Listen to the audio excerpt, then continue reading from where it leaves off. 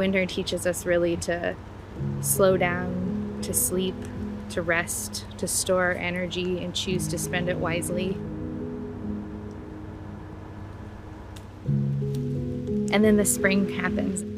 Nettles, that first green on the forest floor, come out, bursting through the dark, damp soil to reach towards the sun. And they're telling us to do the same thing. It's time to wake up. It's time to reach for the sun. It's time to build and fortify your strength so that you can live out all of the dreams that you've been dreaming for yourself all winter.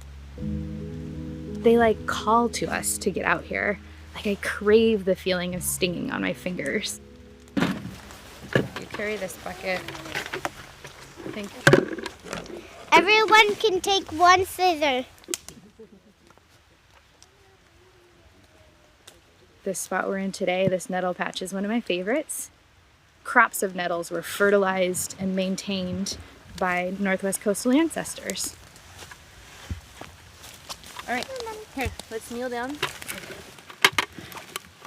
Go for it. And how far down are we cutting? Like this far. 1, 2, the top 2. There's the bud in the center.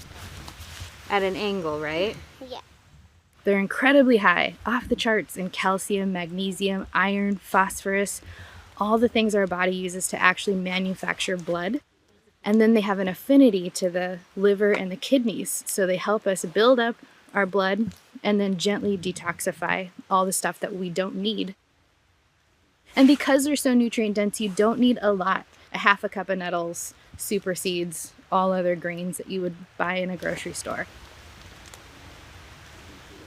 Right now in the early spring is when you harvest them for food because their leaves are so tender and full of water. But when they get taller, they get more fibrous, and that's when you would harvest them for tea. Fresh nettle tea in particular has quercetin in it at a really high concentrate, so it helps with seasonal allergies as well. So once again, like here's nature offering you what you need to get through the seasons physically, emotionally, in so many ways, just carrying you right through to be able to transition with grace. The cool thing about nettles is that they're food, they're medicine, and they're fiber. They've always been a real, strong staple in our diet. The conversations that were happening during treaty negotiations, it was always based on food first, access to food. And then came, school and medicine and all the other parts of what is included in a treaty. And that is our trade. That's what we traded access to. All of those things and ceding our lands over to the government for. Even in our creation stories, our foods are our teachers. They teach us who we are and where we come from.